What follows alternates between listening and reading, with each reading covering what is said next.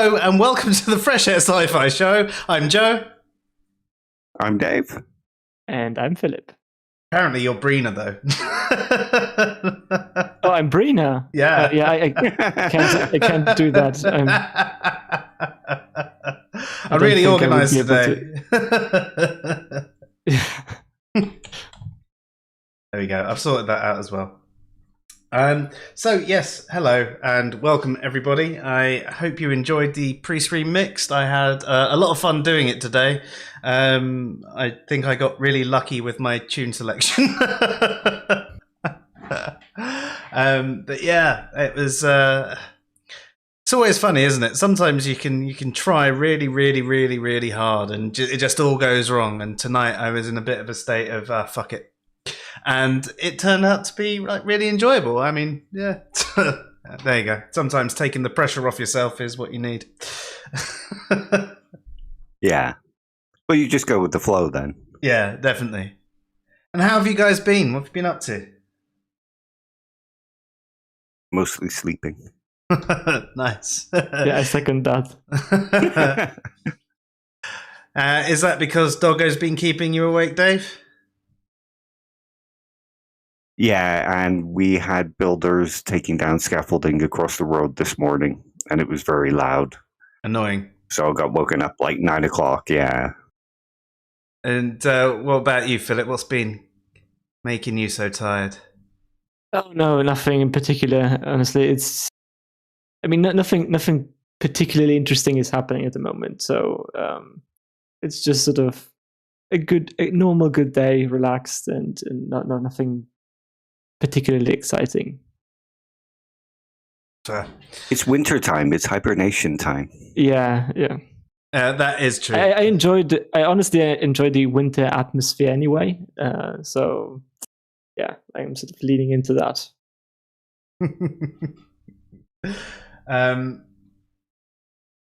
Right, so tonight we're the Epicurean view on death. Even though I just checked just beforehand because I'd already forgotten, I've forgotten again. That's good. It's showing that I'm really organised and on the ball tonight. You can imagine how the rest of this stream is going to go.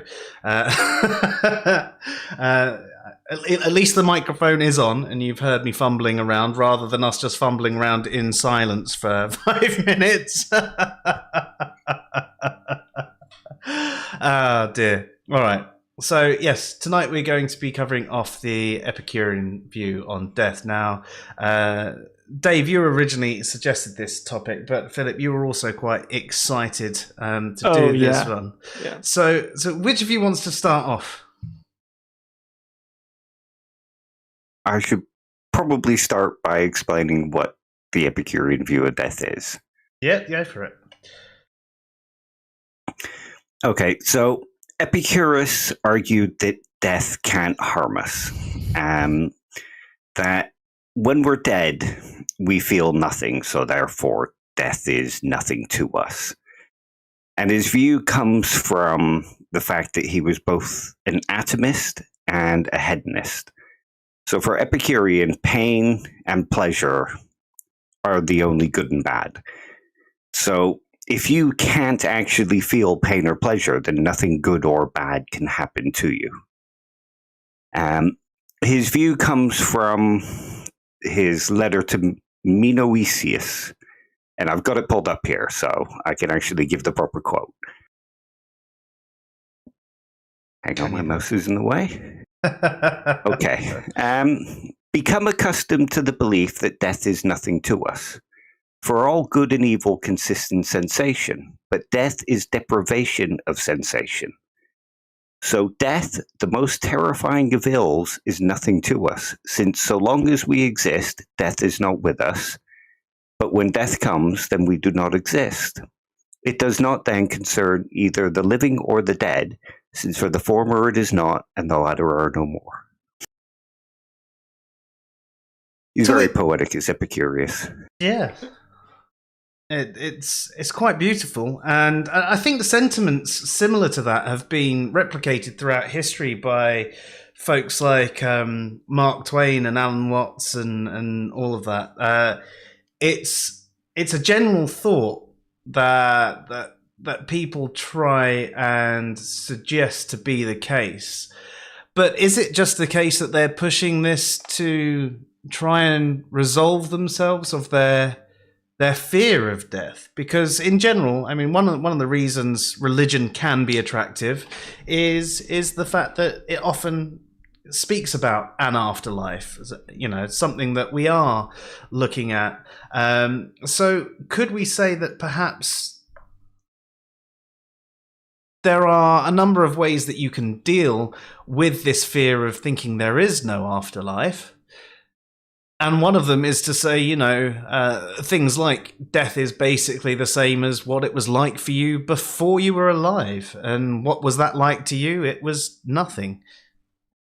That's another one that was kind of popular with the old Greek philosophers and those that believed there was only atoms and void, is that there was nothing to you for a millennia before you were born, and it will be the same after you die. So, I mean, both the sentiments are pretty much the same thing, aren't they, really? Yeah. And I mean, it's a popular thing within the atheist community today to say, I'm not afraid of death, I'm afraid of dying. Yeah. Yeah. And to be honest, I think that's fair. I mean, I'm far more scared of how I'm going to die, what it's going to be like to die, the pain that, you know, if it's a long and slow death, the pain that it will not only cause me, but the others around me, and so on and so forth. So I can understand that sentiment. The act of dying and the thinking about dying and thinking about being no more even can be quite overwhelming to people. Yeah. That's the existential crisis. Yeah. Like, to me, I don't know if it works for me as a sort of way to fear death less, in some sense. Like, for me, it's the opposite almost, right? I find it pretty convincing as a way of reasoning, I'm not going to lie, but it doesn't do much to relieve me of my fear of death. So, like, it might sound like a good coping mechanism, but for me, it's not. It's more like a thing that I think it might have something to it. I think it makes sense. I mean, there are some caveats, but I think in general it makes sense. So yeah, that's sort of the way where I stand on this. I'm the same. Yes, I fear dying because, let's face it, dying can be quite painful. But if you die suddenly, you know, you're not going to know you're dead. Yeah. But I do kind of agree with the sentiment that people like Kagan and Nagel say, that death can actually harm you. And it's that harm that I kind of fear. Okay, yeah, I think we should, I guess we should discuss this idea that is underlying it, right? Which is the sort of idea that all harm and all good and all pleasure, in some sense, lives in your experience, right? And so the idea would be that if you are not able to experience it, whatever that is, then you cannot be harmed and you cannot, you know, have pleasure because you're not experiencing anything. So there's no domain within which you can be harmed or sort of have pleasure in that particular environment, I guess. So what do you guys think of this? Is it possible to harm someone without him being aware of anything that you're doing that supposedly harms this person? I think to answer that question, you have to think about what you mean by harm, and if you think, as you say, it has to be in someone's experience, or if there can be a harm done that you don't know about at all.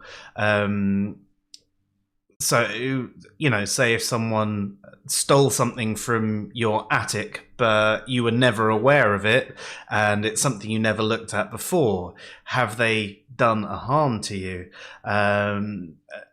An example that Dave brought up the other day, which was actually quite good, and I was doing my best not to give my opinion on either way, just explain it a bit more for Luke. was also really, really good. So, Dave, do you want to go ahead and explain that one, and we can have a chat about it? Okay, so the idea of this is you have a distant relative, and you don't know they exist, and you've never met them, and you've never known they exist, but they are immensely wealthy, and they die, and they leave a huge fortune to you in their estate. Now, they give it over to the lawyers to find you and execute their will, only the lawyers are a bit greedy, and they know that you'll never know that you've been left this money. You'll never know your relative has died. So they embezzle the money and take all the money. So you never know that you've lost this money, but you have lost this money. Have you been harmed by them stealing the money?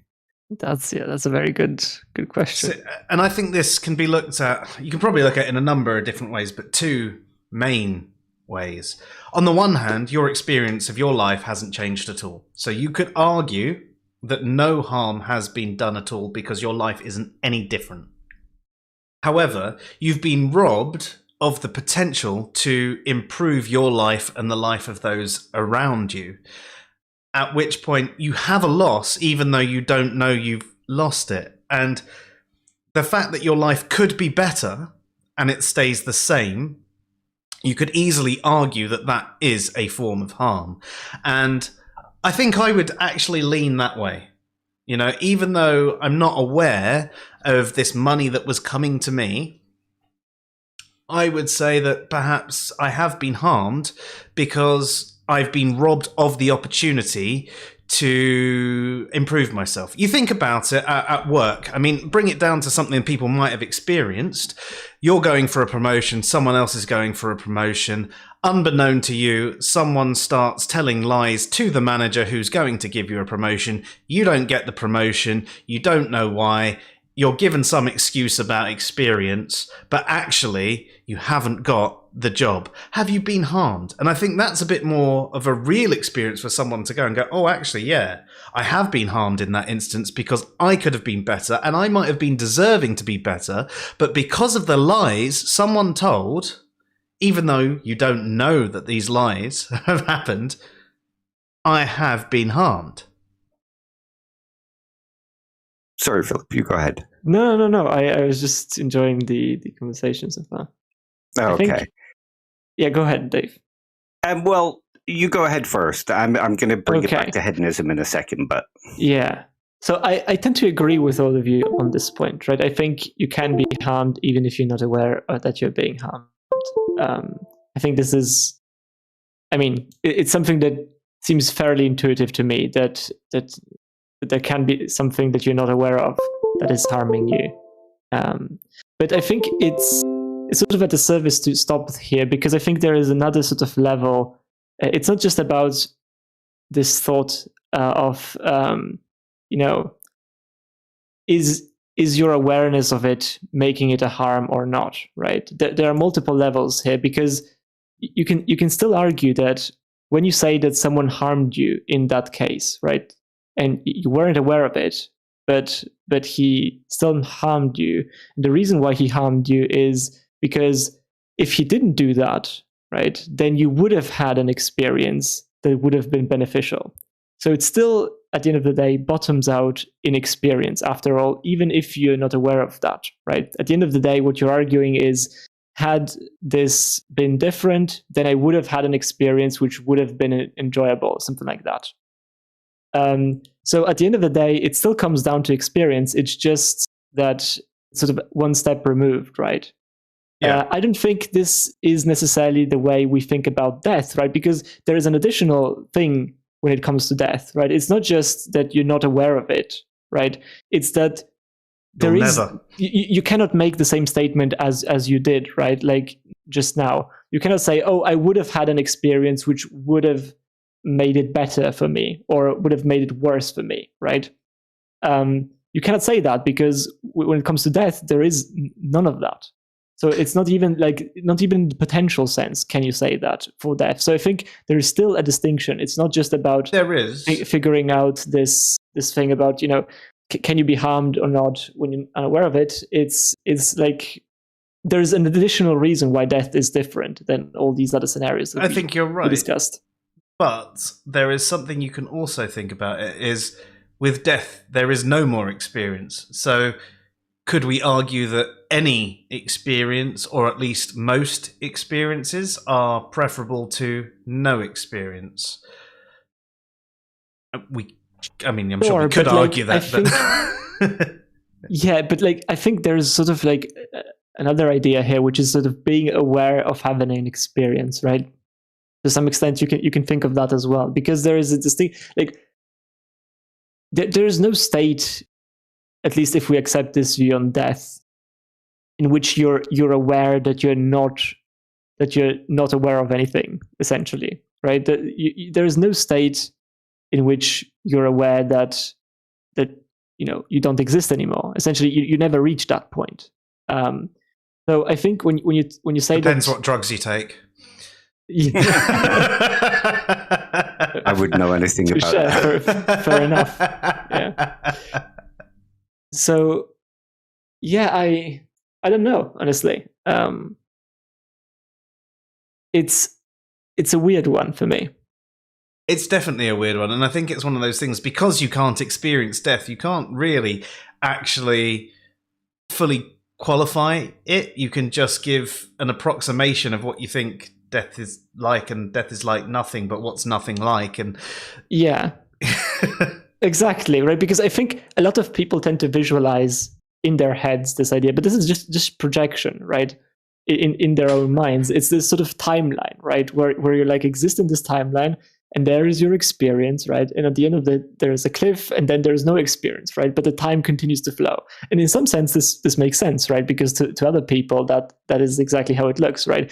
But the point is, you never get to see that, right? You're never going to experience that timeline, right? The only time you're going to experience it is before that happens, right? By projecting it into the future, by thinking about it, then it's sort of like that's as close as you can get to that thing. To you, like the end of the timeline is not like there's not anything after where you're experiencing the loss of anything. It's just nothing, essentially. So it's, yeah, I don't know. Which is really hard to conceive of. Yeah, it's really hard. I'm going to address a couple of the comments as they've come into the chat, and then we can continue. So Mark says, if it lives in your experience, does it cease to exist when you die? Can it harm you after your death? And does that make any sense at all? So can something harm you after your death? Not only death being the harm, but can something harm you after your death? I would say no. I would say no as well. Your reputation, maybe? Yeah, I was just going to bring that up. But that doesn't harm you, does it? No, yeah, that just harms how people think of you. Yeah. So perhaps it harms other people's thoughts in that regard, but not you directly. So Paul says, I don't think I understand harm to include an unwittingly being robbed of opportunity, but it's close enough to accept that definition. We have his permission to continue. So I can understand that. I mean, it's when you're thinking about harm, generally we think about harm that we experience. And I think that is very intuitive. I think that is the most intuitive way to think of harm. And I don't think that people are wrong thinking about that. I would just say that perhaps, a lost opportunity is still a form of harm. The question is, does that apply to death? And I think that is the line. I think. I mean, do you all agree that perhaps in the millionaire example and the job, the promotion example, they're all things where you are being harmed even though you don't know that you've been harmed? I would agree. Yeah, I would, obviously, and there's a couple more examples like that to come. Just to add a little kick into power of it. But if we bring it back to hedonism, you could say that the good is receiving pleasure. And also, by the same symmetry, you could argue that good is reduction of pain. Yeah, so good is a reduction in the suffering that you would have. So to be harmed would be either to increase the suffering or to stop a decrease in the suffering.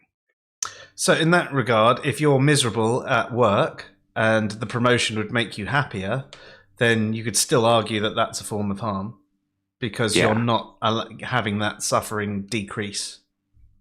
Yeah.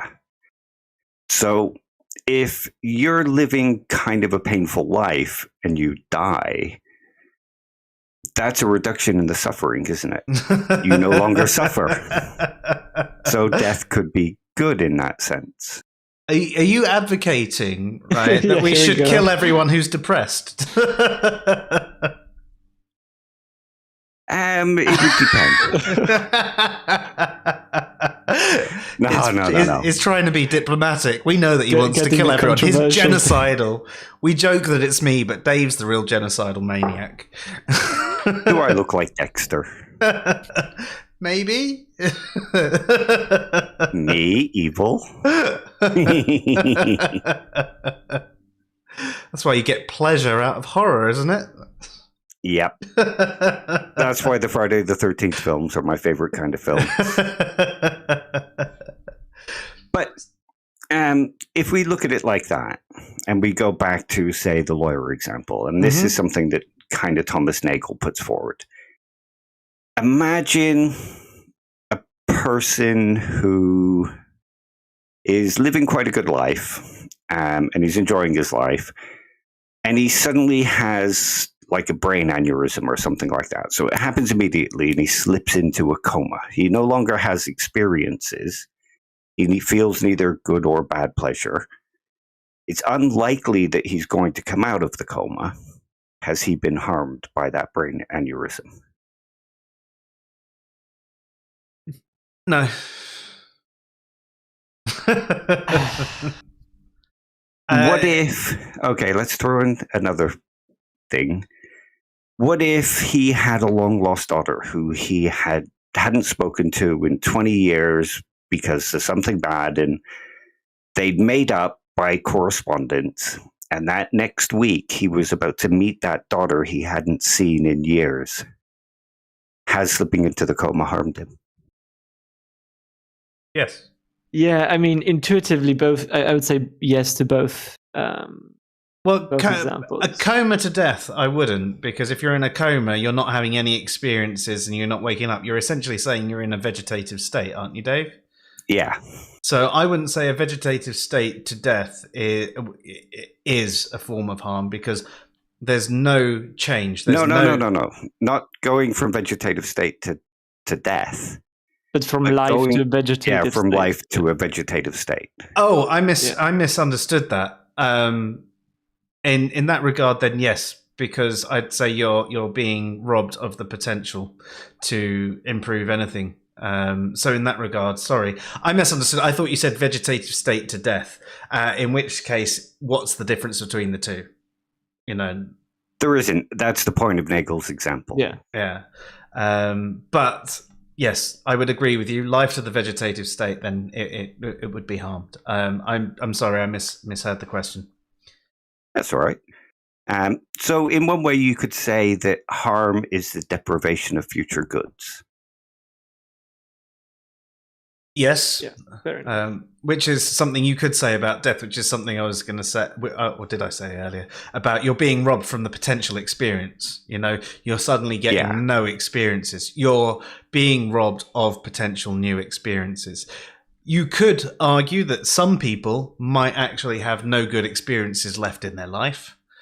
You know, hence why I bring up the example where death could sort of be good. Yeah, I mean, if you've been kidnapped and you're being tortured and there's no way out for you and every day is constant suffering, it might be better that you pass away from the torture. Yeah. So there are a few comments. I will wind back to some of the earlier comments in a minute, but this one's relevant. I've just seen come in. Mark says, not necessarily. I've read that a coma is a state in which you can't communicate with the outside world, but you're not totally senseless. There are different types of comas, which I think should be brought to the front there. And yes, you can argue that there are some comas that you are still having an experience. There are people who say they dream in comas. There are people that say they don't have any experience in comas. And there are people who have no brain activity going on and are in that complete vegetative state. And there's no real difference between them in that state and death. So you're right that not necessarily, but it's, types of coma are probably a spectrum, and maybe there is a clinical term for each type of coma that I'm not aware of. I'm not a medical professional. Neither am I. Maybe we should get my brother on because he is kind of irrelevant to the thing, right? Like, I think the point was, like, even if there was no such thing as this coma, right? Like, just imagine that there is a coma that's like that, right? At that point. It's about the thought experiment of trying to think of this scenario and then figuring out what your intuitions are on the matter. Yeah, I'd agree with that. So coming back to a couple of earlier comments before we continue as well, Mark also says, does that bring into things that you're deserving of something that has been denied or stolen from you? Which I think is quite a good question. What do you think of that, Dave?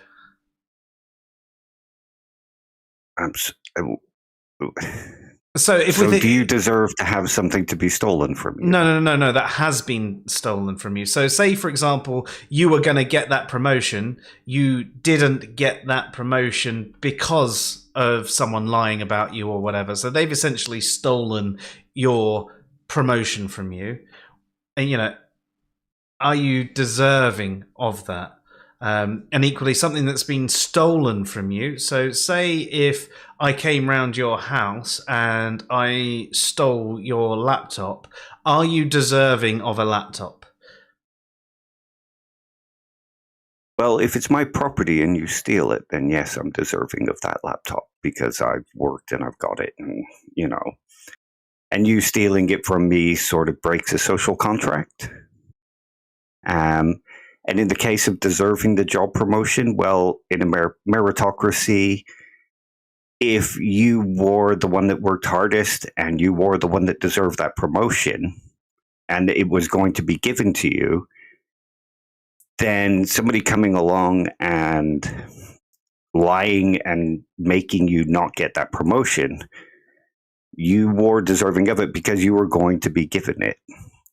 But either way, even if we remove the deserve thing, you would still have harm done to you because you would be deprived of future goods.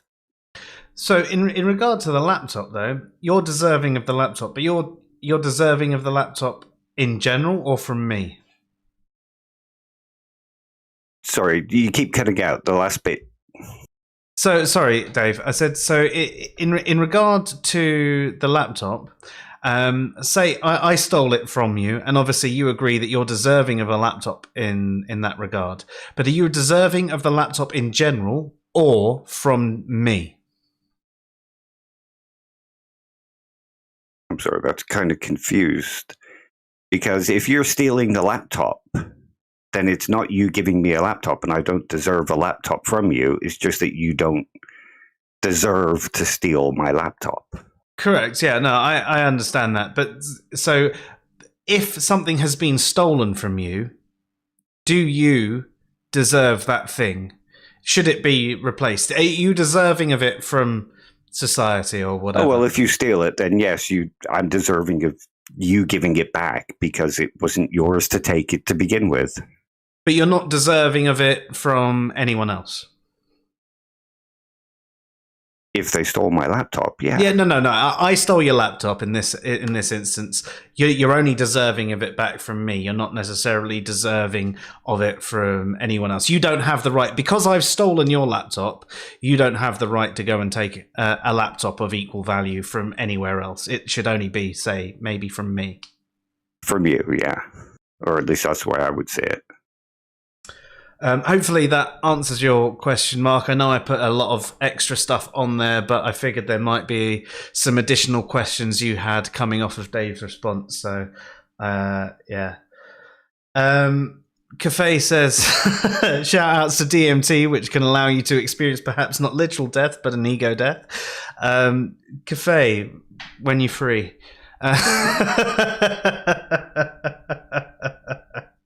It'll make it through the post because it's not that strong of a smell.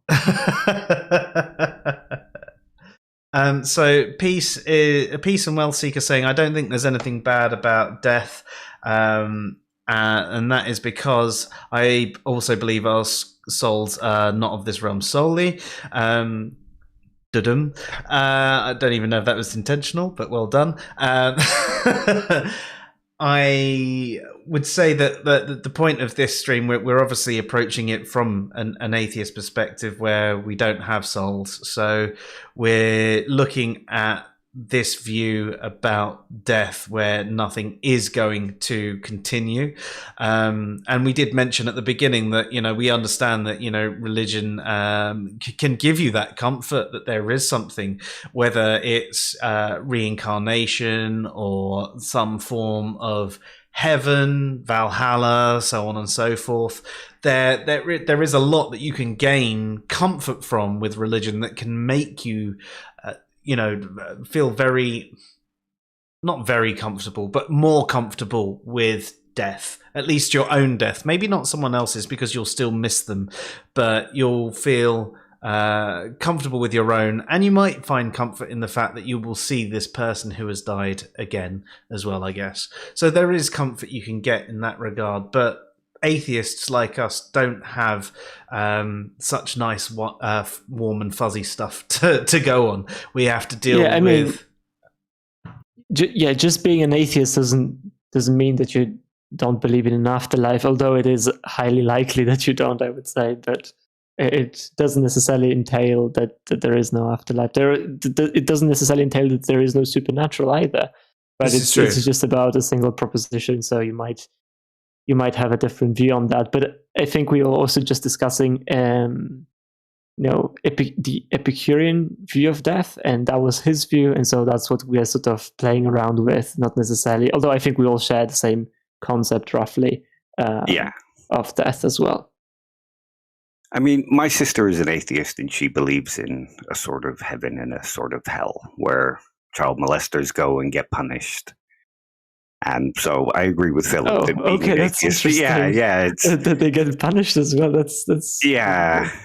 Yeah, I mean, I know of atheists that believe in sort of reincarnation to some extent, right? I also think that, I don't know, I met people that say stuff like, if the future is infinite, then every combination is going to happen again of matter, essentially, sort of a very physicalist perspective. But if that's the case, then you and I are going to be here again having the same conversation. So at some point in the future, because infinite time into the future means that as much as there is going to be huge numbers of combinations of matter, that they're all going to appear again at some point in the future, something like that, right? That's also something that I've heard. So stay tuned, folks. We're going to be boring you with the same shit again in about 1 million years. Who's to say this is the first time we've had this discussion? Yeah, maybe it's the infinite amount of times we've had this discussion, and so we're going to be here again. And so I don't know, that's maybe a way to think of death that is sort of not,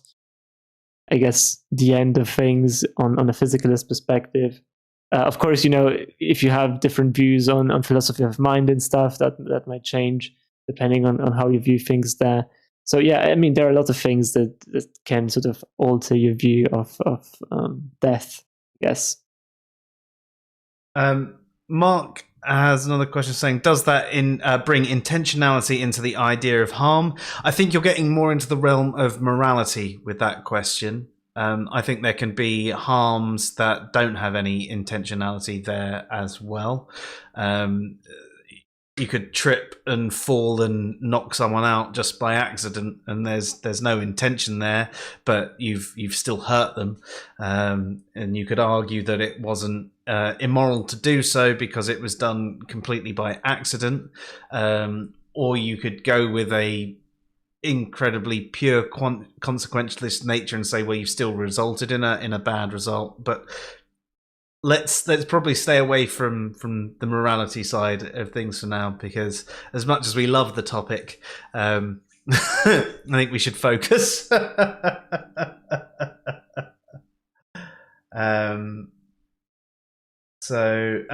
Paul says, was harm done if you are denied a promotion due to a relevant truth being exposed? Now that is a good question. So the example I gave before was if someone lied about you and you lost the promotion due to someone making shit up about you, basically. What if someone told something true about you and it was a really negative thing? It's not something like, I mean, I know in America and stuff like that, employment law, they can really discriminate against you. For example, oh, so-and-so's pregnant, and you can lose the job. And I think that there is still harm done there, because you shouldn't be discriminated against just because you're pregnant. But a relevant truth, or even an irrelevant truth perhaps, being exposed, some form of truth that you got denied the promotion for. Perhaps you didn't actually have the skills necessary. Are you still being harmed? I would say to some extent, because you're being deprived of these future goods that you would have got without that truth coming out. But to some extent, you were hiding that truth, and, perhaps it would have come out sooner and you wouldn't have had these future goods coming to you. So Yeah. You weren't deserving of the promotion, but you still had the harm because you didn't have the promotion. Yeah. But you also weren't deserving of it. Yeah, we have to draw a line, right? There's a sort of an ethical question here, and then there's whether or not you're being harmed. Yeah. I mean, someone can be harmed even if it is sort of the opposite in an ethical sense, right? Or even if it's right that they should be harmed in this sense, right? Like that's what I meant. Yeah. It's interesting. It's hard to actually take harm away from ethics, isn't it? Like whenever you think about harm, ethical. Yeah, it naturally leads essentially the conversation, but it's not inherent to the conversation that we are having now, I think. No, it's not. Although I'm excited because I think we can get into sort of. I think if you accept this view on death, there are some very interesting and worrying implications in terms of ethics that you might have to face. So it's that might be another avenue that we can explore. Well, I mean, bringing it back to that question about, a truth coming out and you losing your promotion and whether or not you were harmed. Imagine a bank robber who gets away with the crime, starts spending the money, and gets caught because he spent some of that money and the money is marked. And all that money is taken away from them and they're put in jail. Well, they've been deprived of a future good, so to some extent they've been harmed. But, the question of ethics comes in. Well, do we just allow them to get away with it because we don't want to harm them? Yeah.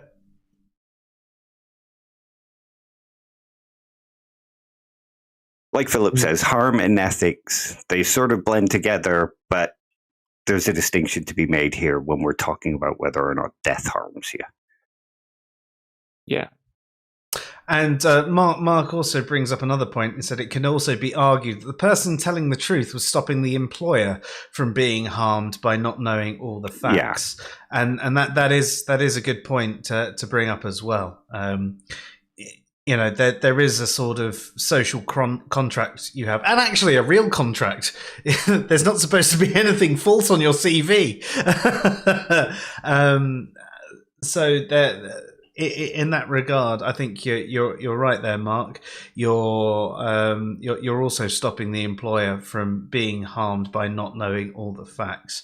And in the alternative example that was first given, perhaps there is also harm being done to the employer by the person telling lies about the person who should have been employed by it. So, I mean, it's a double-edged sword there. So, yeah, no, you're right with what you're saying there. I think we should maybe go back to the. So I think we all agreed, right, that in the scenario described by Dave with the coma example, right, we all agreed that he was harmed in those examples, right? Yep. But I think maybe we should try to switch it over to the idea of fearing death, because that's slightly different, right? Because maybe there is a distinction there to be drawn.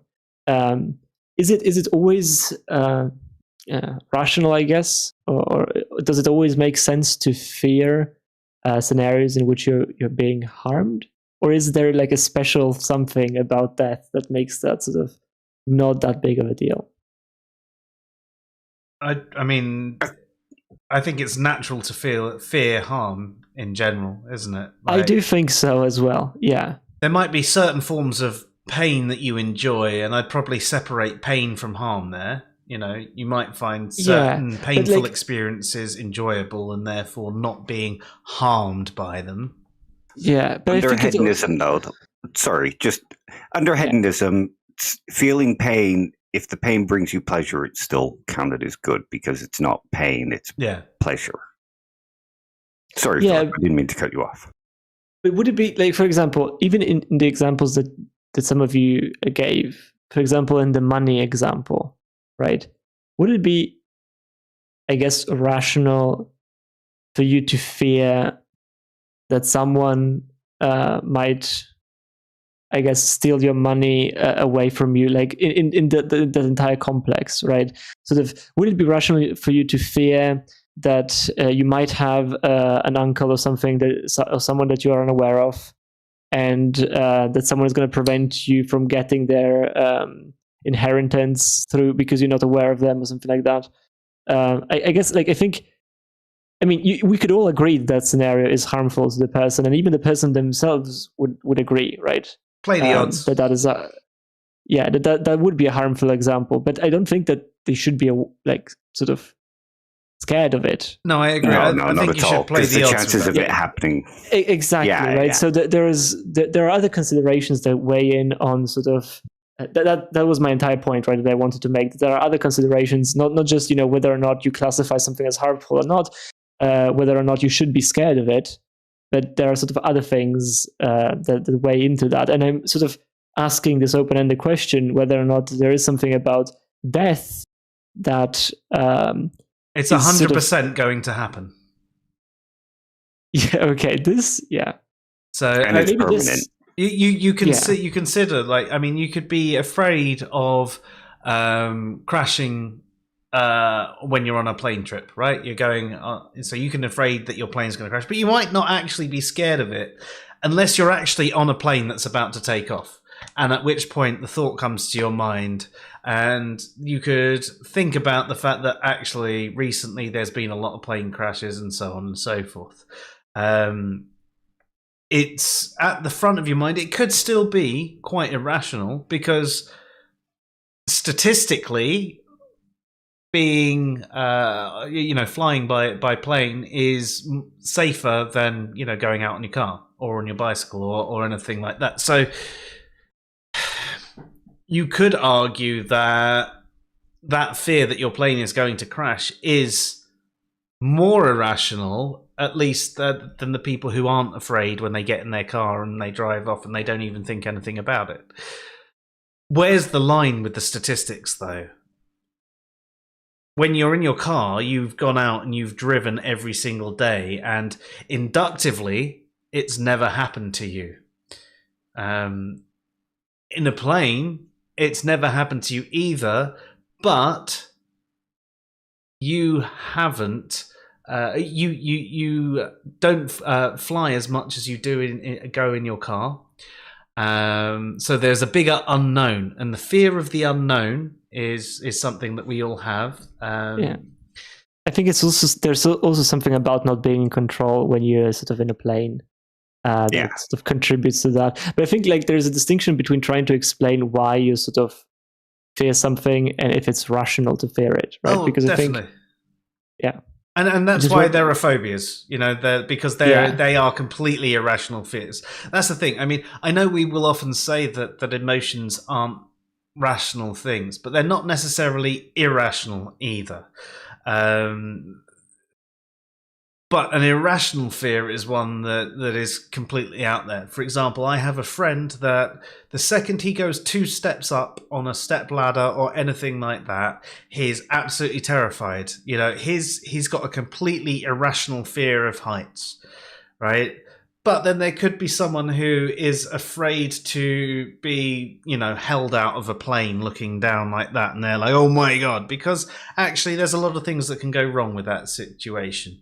I even have, say if I'm in an incredibly tall building and I'm looking out the window and the window sort of opens and I'm just like, oh, the whole time the window's closed, I'm okay. But the second I can lean out the window, I start feeling a little bit scared because I can actually fall out there. So you start adding probabilities in there. The whole time the window is closed and locked, it would be irrational for me to think, something's going to happen looking out this window. The second I can actually fall out of the window, okay, it still might be unlikely, but you're adding an extra dimension to something that can go wrong. And so with a plane, I guess you could say that, like you mentioned on the control front, if it's going to crash, there's pretty much nothing you can do about it. Hence why you should take the Stoic approach. Yeah, that's sort of another topic that we're sort of touching on here. Yeah. I think you can sort of consider certain emotional responses to be rational or irrational. If you're watching the latest Freddy Krueger film and you start fearing that Freddy's going to come into your dreams and kill you, I would say that's kind of an irrational emotional response. Or if you're walking down an empty street and you can see everything ahead of you and you're worried that 2 people are going to jump out from behind a bin that doesn't exist and rob you and kill you, I would say that's a sort of irrational emotion. But if you're walking down a dark alley in Moss Side at like 1 a.m. and you're worried that somebody's going to jump out and rob you, that might be a slightly more rational fear. Definitely. I mean, in that, you're playing the probabilities then. If you're in a high crime rate area, it's perfectly rational to be worried about being robbed or worse. But yeah, if you just sat in the back garden. Yeah. So I think there can be a sense of a rational fear of death. But I think if you spend all your day worrying that you're going to die, there's probably something slightly irrational going on. And possibly even a phobia. But I think it's okay to worry about dying. Because, it can happen. There's things we desire in the future. There's sort of, you could say death isn't intrinsically bad. But it's comparatively bad, especially if you have categorical desires in the future. Go back to the case with the guy going into the coma and he's about to meet his long-lost daughter the next week. Yeah. Your levels of fear of what might happen to you in between might increase, and that might be rational, but if it overtakes you, then perhaps you're fearing it a bit too much. And that would be called thanatophobia. So thanatophobia is the irrational fear of death. So is that why Thanos was called as he was? I've never actually thought about his name, but he obviously brought death to half the universe. Maybe that's why. I mean, maybe they chose his name. I mean, a lot of the names and things like that have a lot of meaning behind them.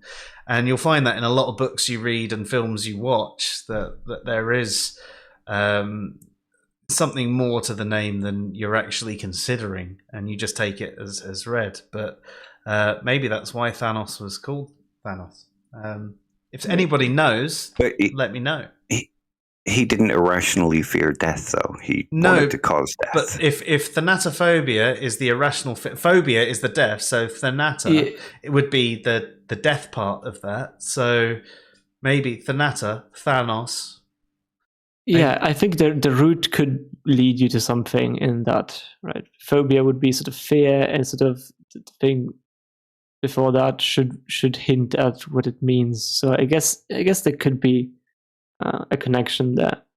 What I wanted to, I guess, go back to for a second is like, as I think we all agreed that, for example, it is irrational to fear that that there is some evil lawyer out there. So go ahead. Sorry, I couldn't wait. I had to look it up. Thanos comes from the Greek. It's a masculine name and also a surname, and it comes from Athanasios, and it basically means immortal. So there you go. It sort of has something to do with death, but a lack of.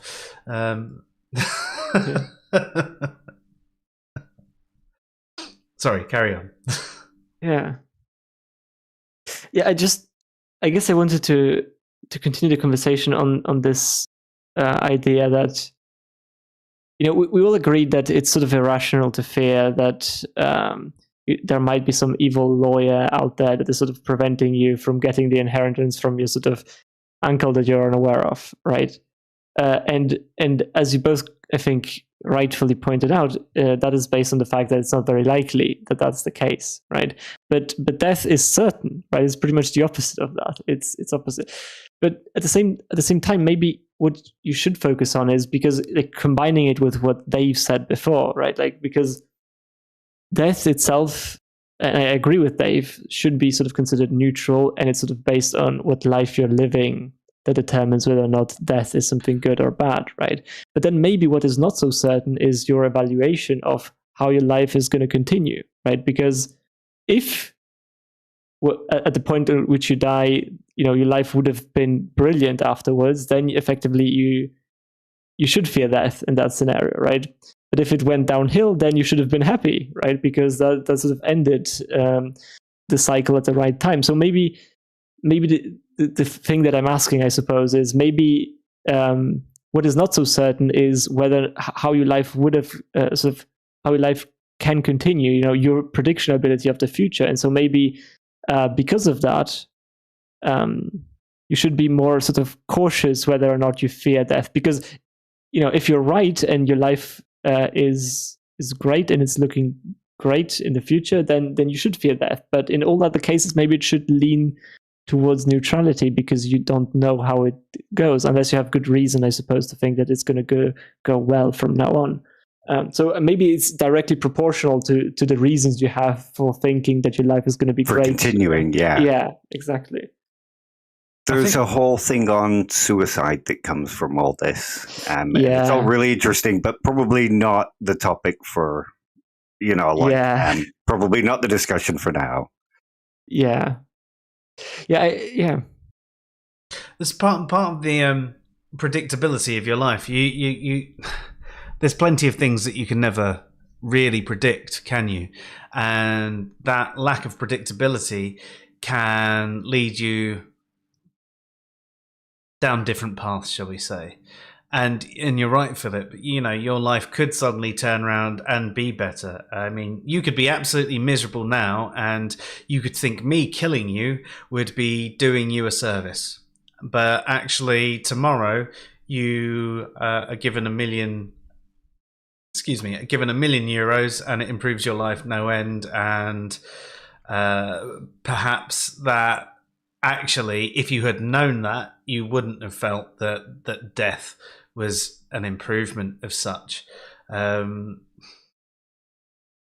It's really, really hard to say. As you say, there's that evaluation that we all might have about our life. So we could say, evaluating now, death might be better or worse, but what we can't say is actually if it really will be better or worse.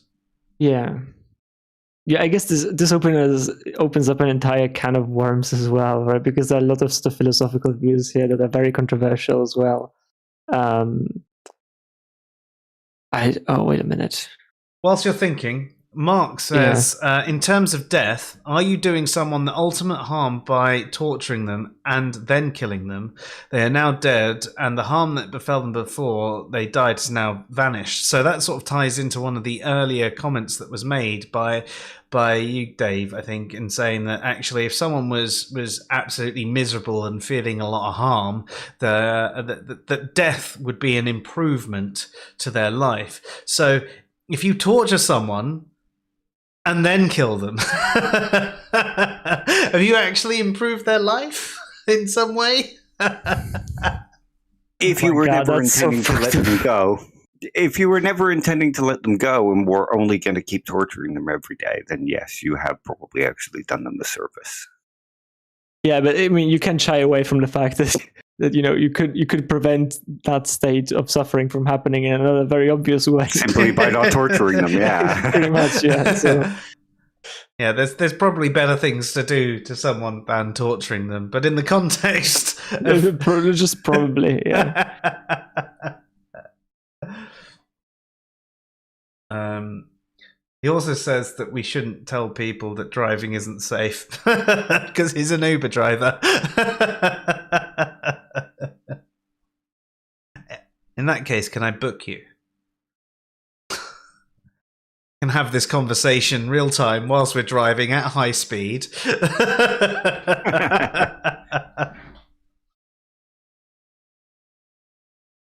There's a lot of chat going on about having a soul and things like that, which I sort of think is potentially irrelevant to the conversation we're having right now. So we'll carry on. Yeah, I just wanted to. That's what the word that I was searching for. Like anti-natalism is a very sort of controversial like idea that surrounds this whole discussion on death. I mean, there are many things that we could go into here that are interesting, I suppose. Just to bring up another one, Don Marquis. He's a philosopher who has extended the deprivation view. So sort of what we were talking about, the deprivation account, that if you're deprived of future goods, you've been harmed. And he's taken that and applied it to abortion.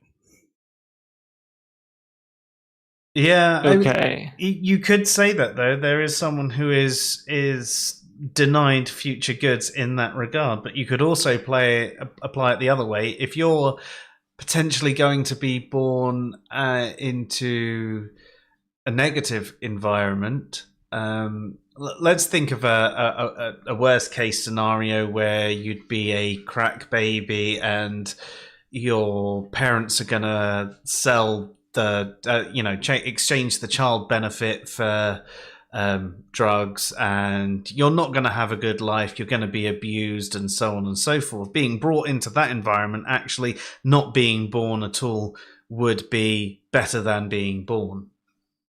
Okay, Schopenhauer. Yeah. But no, you're right. And there is sort of a distinct difference between the two in that in one account, you've already had an experience. There is a you there that is being deprived of future experiences and future goods. But in the case of an abortion, there is no you there. Yeah. There might be something that is deprived of future goods, but there is no person there. Yeah, I've recently read a paper as well that was a bit fucked up to some extent, but awesome. Interesting nonetheless. That argued something similar, but applied it to this idea that there's the same argument could be used for stuff killing babies to some extent, right? Yeah. And because like in a way it's very hard to see the distinction between something that is obviously the location is different, but apart from that, you could make the same argument, right, that these entities do not have yet or haven't yet experienced anything. So I mean, it's a very sort of gray and controversial sort of area everywhere, and it's an interesting thing to discuss, but also like potentially triggering to some people, and so Yeah. It is, but then I think there's a reason why there is a limit on the age you can have an abortion up until, because that's when they say that you start to become sentient at a certain age, and you start to have feelings, as rudimentary as they might be. There is, and the fact that you might never, or in fact, it's incredibly highly likely you'll not remember any of these experiences. There's still a judgment of cruelty, to having an abortion late stage. And I think that is because there is the argument that at this point there are experiences that are happening, even if you don't remember them. Because if we're going to go down the line of, well, you're not going to remember the experience, so what the harm is caused, what if someone's got incredibly bad Alzheimer's and you could punch them in the face and 5 minutes later they won't remember being punched in the face? Have you harmed them? I'd still say that you have. Even though they don't remember it, they've still had that. And you could say the same thing about a baby. They might not remember the harm that's being done to them. Yeah. I mean, it highly depends as well on what sort of view, I guess, if we want to talk about abortion at this point, it highly depends on sort of what you think is sort of a good defense of abortion if you're a pro-choice person, right? Because, like, for example, there are certain defenses that argue that it doesn't even matter really, if there are sort of feelings or not involved, right? Like for the violinist sort of scenario being one of them, right? That is, so you don't owe anything in that scenario. Even though you could argue that this other person that you're hooked up to is able to experience all of these things and stuff like that. So, I mean, it's a bit of a complicated topic. We could always do a stream on it in the future. Yeah, that would be very interesting. I'd love to. So where do we go from here, Dave? Yeah. Oh, okay. Oh, Philip. Well, no, go Philip. Yeah. No, I think we can at some point. I definitely want to go into this sort of ethics side of this, right? Because that's very interesting to me as well. But I guess I just wanted to share my intuition, and I don't know why I have this intuition to some extent. But I do think that, for example, like there are certain classes, right, of harms, if you will, right? I think we could all agree that, for example, a harm that you are aware of is worse than a harm that you are unaware of. Yeah, right?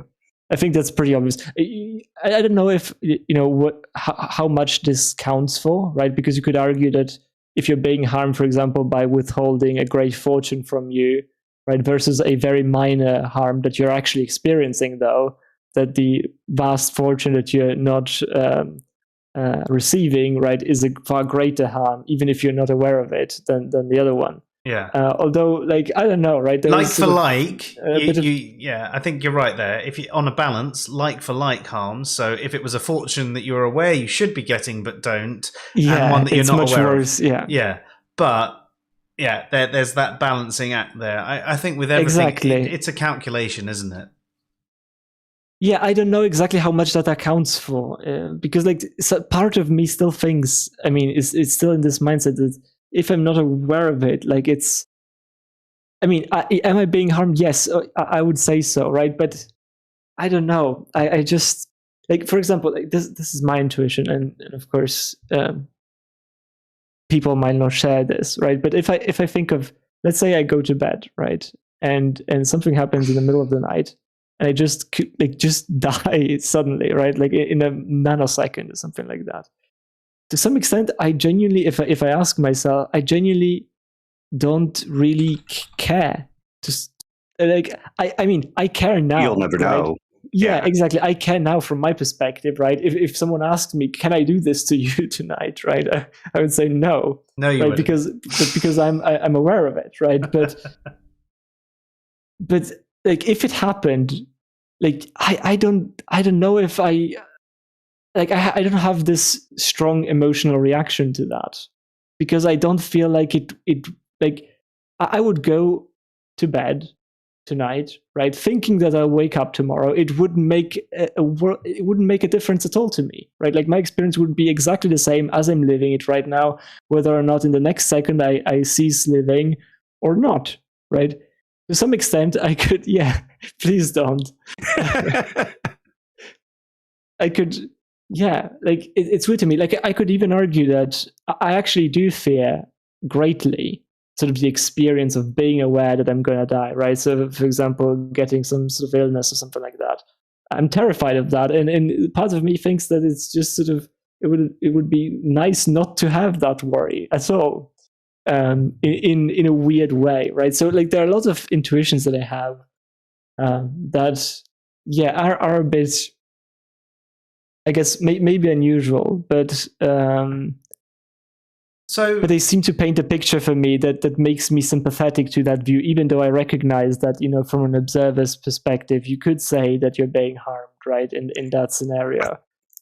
That's one thing I was going to mention, in that there's a difference between the person experiencing the harm and the outside observer seeing the harm.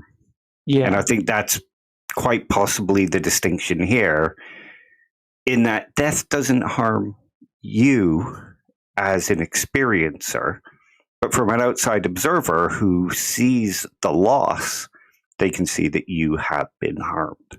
Yeah, but this is also like kind of what I was talking about before, right? Because of course you would want to say that harms you if you're presented with the scenario. Why? Because you wouldn't want that to happen, right? Exactly, because if such a scenario presented itself in the future, right, you would want that to happen, but that would mean that would impact your experience, right? You would want to have that experience. It's still about the experience, right, to some extent. But this is, you could, I guess, argue in a similar way, right? Like I wouldn't want to be killed because I want to have that experience, right? Instead of not being there. But at the same time, this is more like about me trying to guarantee like that my future is going to be as good as like that my future experience path to some extent is going to be as good as possible, right? But if it actually went different in the case of death, especially, right? I don't know if I would care if something like this happened, right, to some extent. So that's why I'm sort of a bit weirded out by this. It's a hard intuition to get over.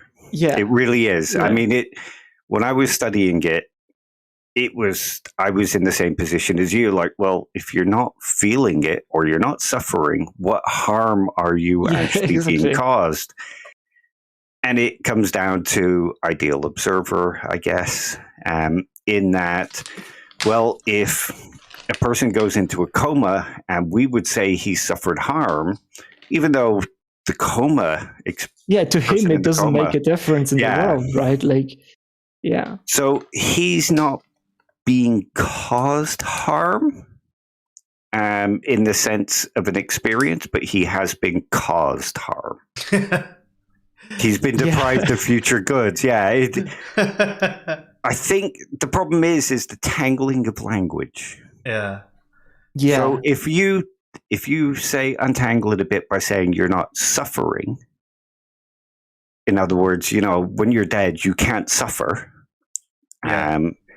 And there's a distinction between suffering and being caused harm. Because like we said, there is a form of harm by being robbed of potential experiences, especially if they're going to be better. So, I mean, what we summarized earlier, just for the people who've just chimed in,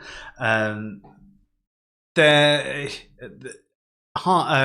doesn't necessarily cause you an experiential harm, but it could cause you a form of harm where life could be better. It's a comparative harm rather than an intrinsic harm. And you could argue that it's also an improvement as well. So if you were in a situation where life was never going to get better, you were completely miserable, and actually death removed the suffering, you could argue that in that sense, death was an improvement to life. But in general, you would say that death probably causes a form of harm, even if not the suffering kind, as in experiential harm to the person. But there is still like a very strong, like, you can feel the difference between, like suffering and just being prevented something good, right? I think it's fairly intuitive to see that, right? You don't care as much if you don't get to experience something nice as you care about not getting to experience something terrible, I guess. Right? Like, you care much more about not experiencing something terrible than not experiencing, I guess, the loss of something good to some extent, right? Because that would leave you to a neutral state. So in that sense, I think that's maybe also like playing into the intuition that I have, right? Because I see sort of like this spectrum, right? Where you like good things are nice, right? Nice to have, right? Like, I'm like, yeah, okay, if something nice happens and good happens, then I'm happy, right? But like, I really don't want the bad things to happen, right? That's what I really don't want to be, right? But if I'm sort of living on this side of the spectrum where, things are neutral and then there are sort of occasional highs and stuff like that, I'm happy with that, right? As long as I can avoid this other side of the spectrum.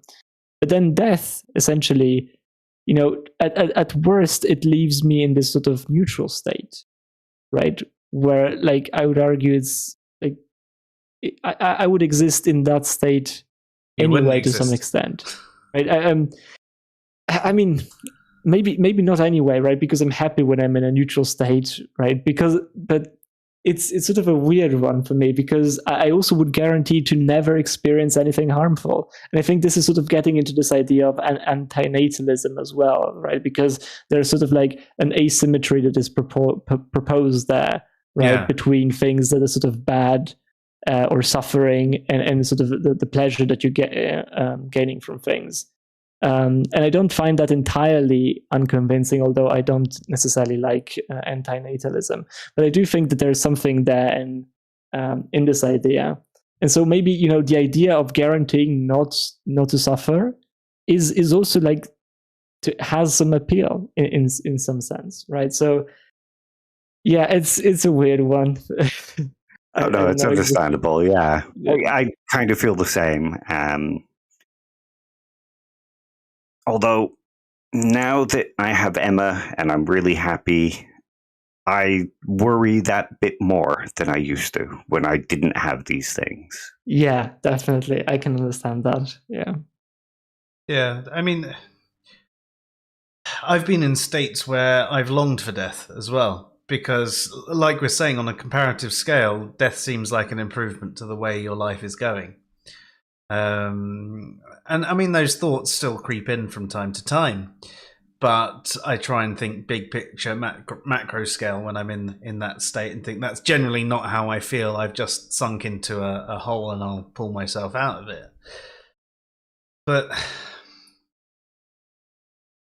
in that state, would you say that from the way you're thinking about this, Philip, if I'm in that hole, then at that moment in time, death is better, or is death not better?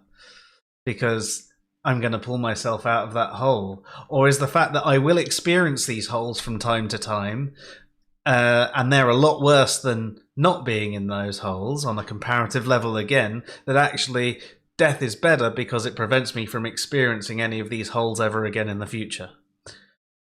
Yeah, that's sort of an interesting question, right? And this gets very much into, I feel like, at least the antinatalist argument and stuff like that, right? Because there is this sort of idea going on that there is this asymmetry, right? That it's much worse to get tortured even for a little amount, right, than to experience any form of good, even the greatest good, right? Like the way wait a minute. What's the name of the philosopher that argues for antinatalism? Jeff. No, I don't think so. No. Oh my god, I'm having a I want him to brain be called fart Jeff. right now. Yeah, I can't remember his name now. Yeah, let me just get him up quickly. He happens to like afternoon tea, and he has a wide range of biscuits. And by biscuits, we're talking David Banta. That was a bit of banter, yeah, right? Like the way he essentially would express this, at least part of this discussion, is imagine being able to trade, right? Imagine that someone offers you the following trade, right? Like 10 minutes of the strongest bliss that you ever experienced in your life, right? The best time of your life, right? The most amazing pleasure that you could think of for 10 minutes, right? Followed by 10 minutes of the worst torture that you can imagine. Would you take that deal, essentially? Yes. Right? You would. Yeah, at least once. Just to see, because if you're saying that I'm going to survive this as well, and there's going to be no like physical damage to me. Yeah, let's say that you do. Experiencing the best and the worst I can ever experience. I mean, life is about experience. So if I can have both of those experiences and be completely okay afterwards, yeah, wicked. What a perspective that will give me on the rest of my life. That's interesting. I'd actually be able to really think about all the other experiences I'm having in my life, and I can say, well, at least it's not as bad as that.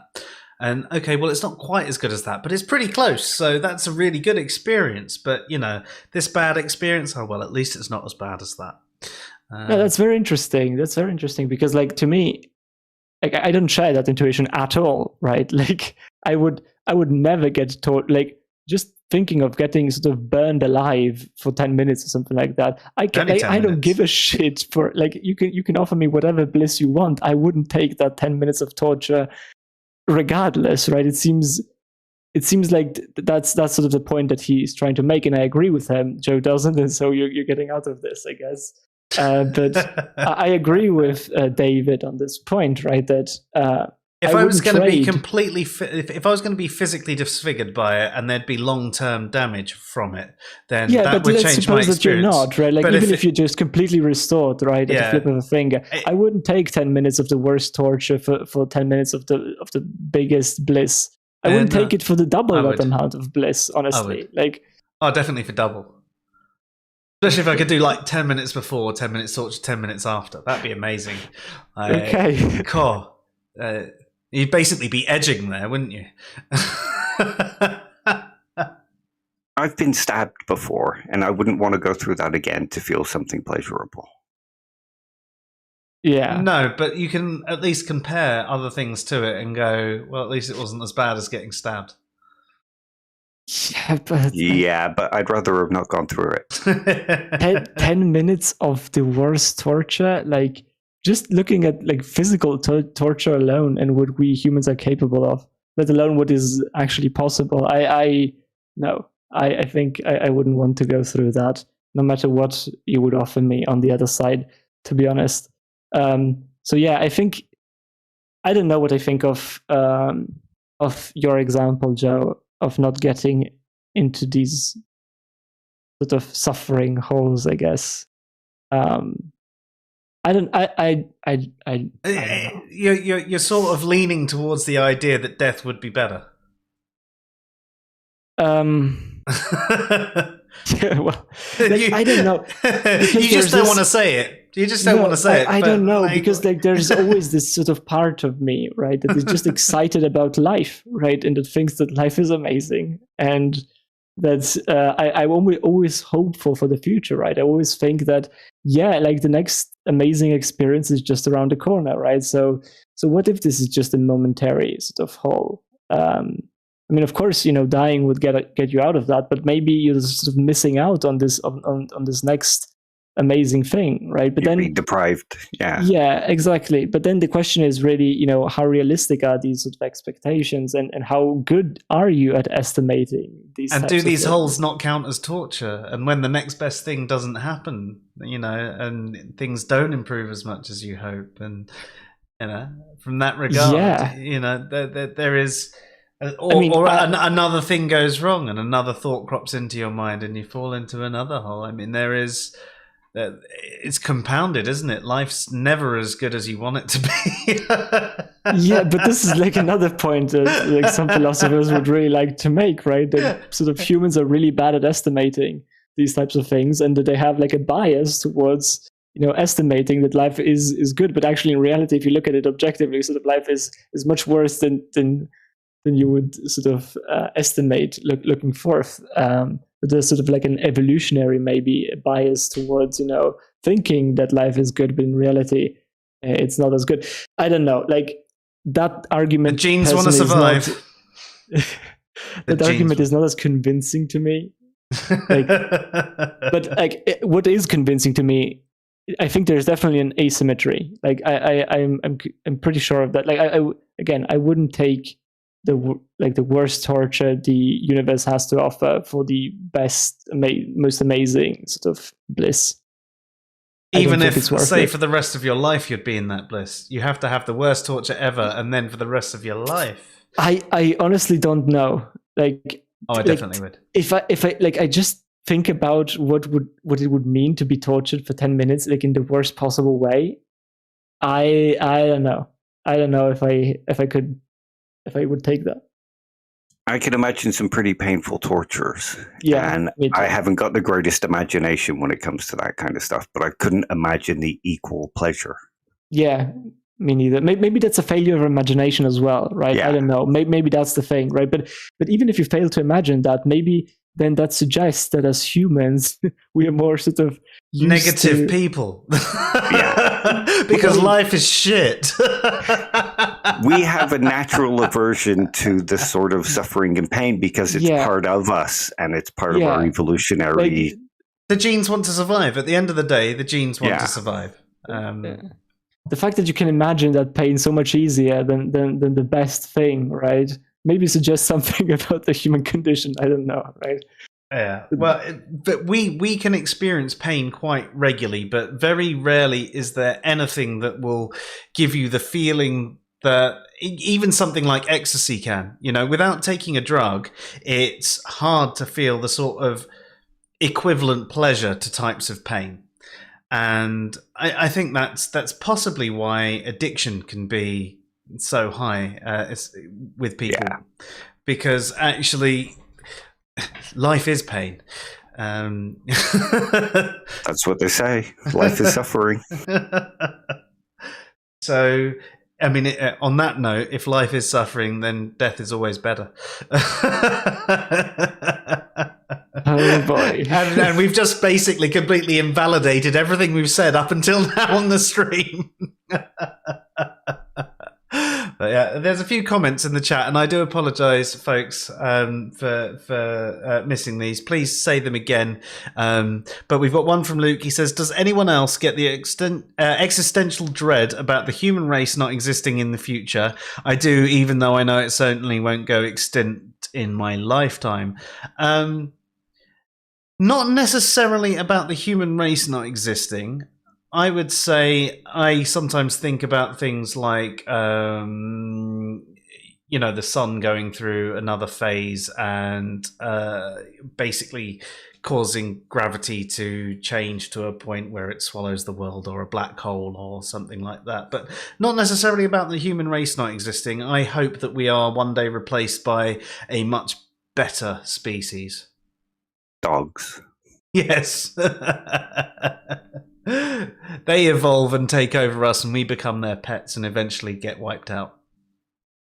I mean, that's one of the reasons why I love Planet of the Apes, because it's that kind of scenario. It's actually good. I mean, watching the older ones, they are so much better than the newer Planet of the Apes as well. The newer ones have basically removed the core story and like the philosophical concepts, and they changed the actual philosophy behind it. It's more about identity and what it means to be a person, rather than bringing up the past of humans and how they've treated others and animals and things like that. Interestingly, Randolph said a similar thing. I wonder if Homo sapiens sapiens will evolve into a different species before that. Eventually, our solar system is expected to get destroyed. So, I mean, I think our lines of thinking are similar there. I do agree. I hope we evolve into a better species, or we get taken over by a better species. And I also hope that we do get to a point where we see in a lot of sci-fi where we get the chance to leave our solar system and colonize other worlds, and that again will make us evolve, because we'll be under different pressures and the like. Luke also says, this is the thing with suicides. It isn't always the depression. Some people have rational reasons which is sad. And I mean, you're right. There are plenty of things that do crop up that can make you sit there and tally up things and go, this is the better option. And that is what we were discussing, is the fact that death isn't always necessarily going to be causing you a harm. So taking the experiential harm away from it, there are times where death could be seen as an improvement.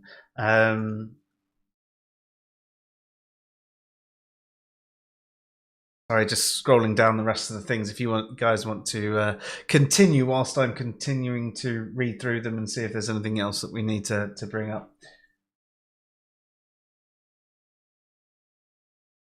Something about a desert man, Philip? Yeah. We can talk about that next. I think that would be sort of the ethics discussion around this, right? Because let's suppose for now, I mean, the simplest thing would be to suppose that Epicurus was right about his view on death, right? So that there is really nothing to fear about death, and that the person is not being harmed in any way because it doesn't impact their experiences at all. Okay, so what does that mean for our sort of ethics to some extent? And I don't know exactly if Luke said. I mean, he gave this example, and I think it was pretty good. But I'm trying to sort of remake it as closely as possible. But I'm not going to be perfect, so please, Luke, don't hate on me. Who cares about Luke? He likes pseudoscience anyway. Yeah, like psychology and stuff. Yeah, not real science at all. Yeah, not at all. I mean, I guess the example was something like, let's imagine a man, right, in a desert, and you're there next to him, and this man is, you can sort of make different hypotheses or different thought experiments, I guess, in the same kind of scenario. Let's say that he's sort of like suffering to make it easier, even among us, right? Because we sort of agreed that in certain cases, right, at least death could be seen as an improvement. So maybe that could be the easiest way to think of this, right? Let's say that you are in the desert. Nobody is ever going to find out anything that you did, right? Nobody is aware of this man even existing, right? So going to be no harm caused by this sort of man not existing anymore because nobody knows him, let's say. Okay, so this man is suffering, right? You have the opportunity to Thanos snap him away in a nanosecond. Right? Before you continue, important question. What color hair does that man have? So I think white, right? Because he's in the desert. Yeah, exactly. So yeah, because of course with black hair everything changes, right? But I mean, of course, white hair I think is that's the example we're going with. So with a man with white hair, right? So you have the opportunity to Thanos snap him away. Now, is this the thing that you should do ethically? Right, and you could even extend it in a simplistic way, right? If there is truly nothing bad about death, right? If you completely accept sort of the Epicurean view, then is it okay to kill someone that is sort of causing suffering, right? If it's an instant and they are not even aware of it, like Thanos snap, people just die, right? Essentially. I mean, I guess like the easy way out of this is if it happens, within a context where other people are aware of it, especially if this person has family and stuff. I think it's very easy for a utilitarian, for example, but even other sort of ethical systems to say that this is bad because, there are other people that suffer as a consequence of you doing this. But you can have various sort of examples where this is sort of mitigated or non-existent. I think,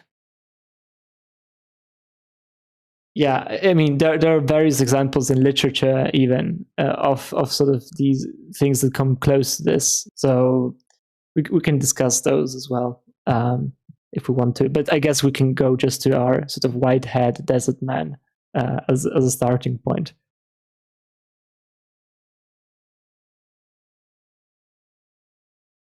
I would say yes, it's still wrong to do it, because you could always just put him on a plane and take him back to civilization and increase his happiness. Okay. You see, my problem is I don't take the Epicurean thing to be true, but if we say it is true, I suppose you could argue you've not done him any harm because you've removed his suffering, but there is a more ethical way to remove his suffering. And if we're speaking of ethics, then it's better to go with the most ethical choice. Yeah. If you can't take him back to civilization with you, then yes, if you could end his suffering in the snap, it's probably better to just end his suffering with that snap. I think to tie it back to a stream ages ago, we were talking about the Thanos snap. And with all that power, we said, well, there's probably more that you could do. Instead of just wiping out half the universe and it robbing people of all of the experience that they could have, especially it being done at totally random. It wasn't done on people who were either evil or were absolutely miserable. Or whatever, it was actually just done completely at random. There is a lot of experience that's robbed from people, and with all that power, there are better options that you could take. And I think, like you say there, Dave, is the fact that, well, is there another option for the person in the desert? Could we do anything else? If the answer is like, no, there's absolutely nothing else we can do for them, well, I mean, then it becomes sort of a mercy killing, doesn't it? Yeah. But if sort of like euthanasia. Yeah. Yeah. But if it's not,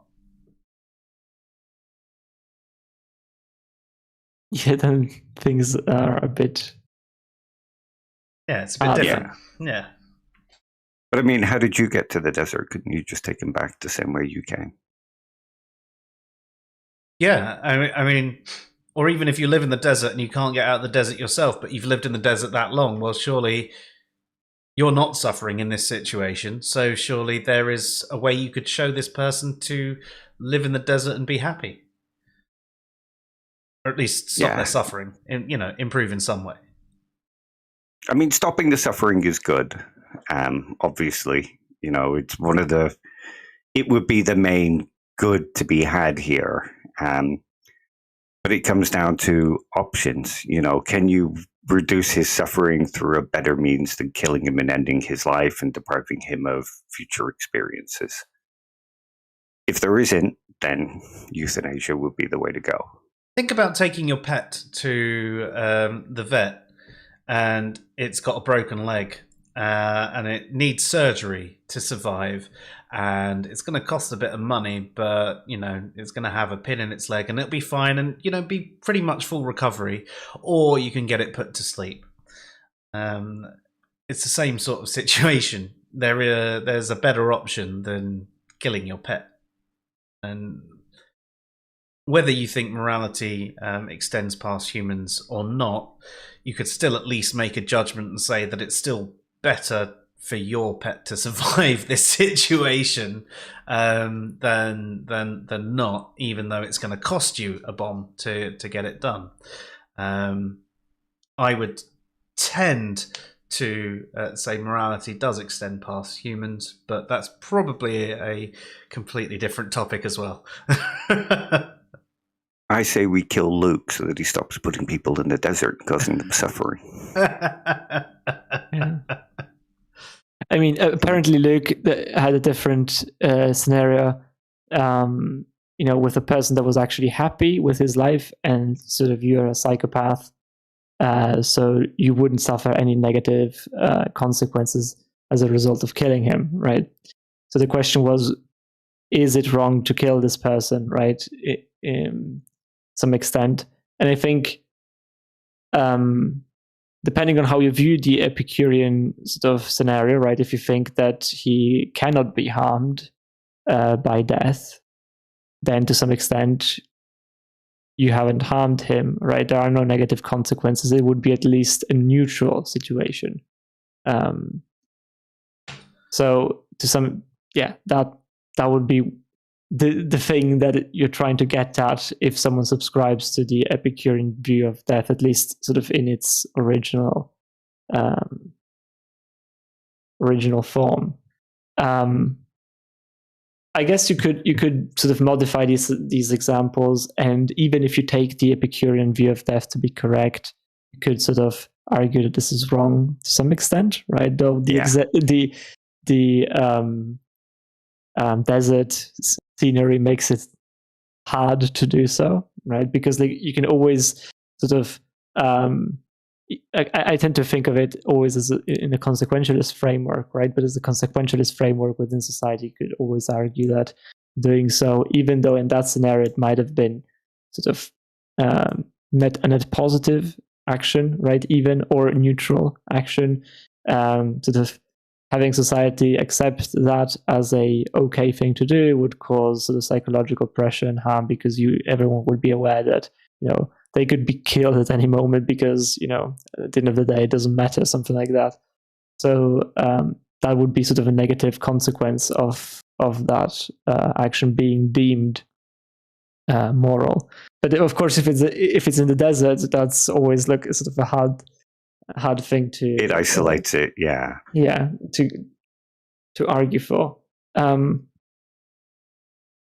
But I think if we all agreed at the end of the day that he would be harmed, right, to some extent. I wouldn't say that he would be harmed as much as if he was aware of the thing, but there is some harm being done here.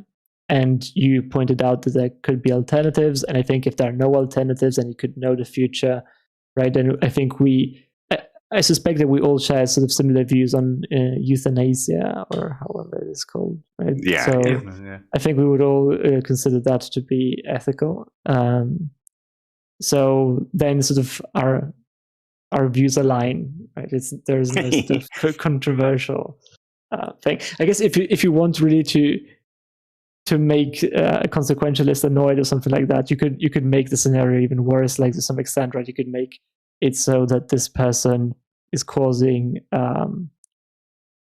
harm to others, right? Sort of has a negative impact, and maybe you have the opportunity to kill it painlessly in isolation, right? So nobody would ever find out and stuff like that. So I think to some extent this is similar to Crime and Punishment by Dostoevsky. Yeah. I mean, it's not exactly the same thing, of course, because the killing there occurs in a bit more brutal way. Yeah. We should say than what we are describing here. But let's imagine sort of the same scenery, right? Like the person that was killed was described as being sort of having a very strong negative impact on the surrounding sort of people, right?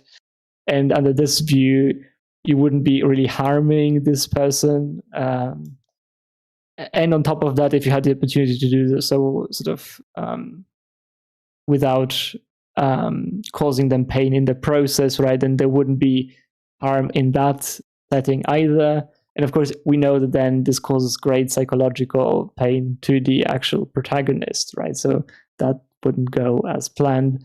But if you could remove that as well, maybe because, as Luke suggested, it's a psychopath or something like that, then I guess things could be argued to be a bit more grey, at least if you accept the Epicurean view of death as is. Luke actually Yeah, brings absolutely. something up about a game, saying there's a game called Vampire where you play a vampire and you can choose to kill people in the world, and killing some of them has a net positive effect on the world that you're in, and it makes the game really interesting from a moral perspective. And I have to say, when I play a role-playing game, I sort of put myself in that headspace because I like to end up being some sort of supernatural character. I try and find a vampire to infect me. So like when I play the Elder Scrolls games, I become a vampire, but I will choose to kill certain people, but I will try and kill only evil people. And I know it's not a real world, and I know it's not a real moral calculation in it because it's all just simulated in that regard, but it's still the way I think about things within the realm of the game.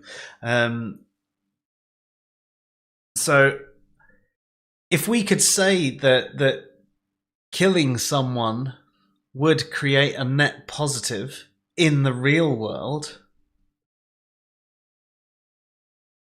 would we say that death is doing harm because they're not experiencing death themselves and they are only going to be causing harm to others?